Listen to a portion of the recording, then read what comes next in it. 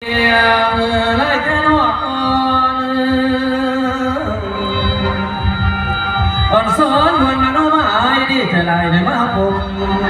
ผ่านผู้ฟังในคืนนี้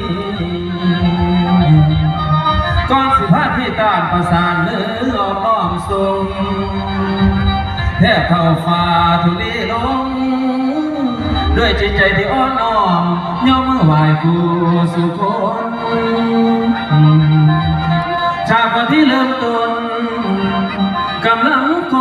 กำลังสารบทนิทานนำเสนอได้มวลยินประดินแต้ม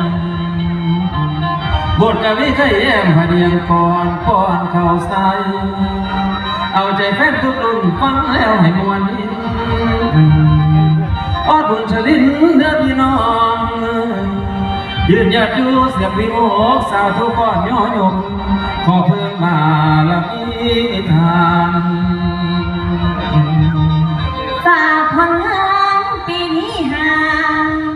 เสียงวิโมกอ้อมอกอุ่นฉันปานดังคำพูดขอเพิ่มบุญพวกพี่น้องยามลำลองให้ซอยเชียร์พร้อมปรับปรุงทุกเมื่อที่เพื่อก่อบ่เหมือนบางหัวใจว่างลงทางหลังเดิมดังช่วงถ้าบินไวสุขอันใดบ่เทียมเฮาพี่น้องเฮายังรักคงบาดที่ฟังลำต่อสองผัวเมีย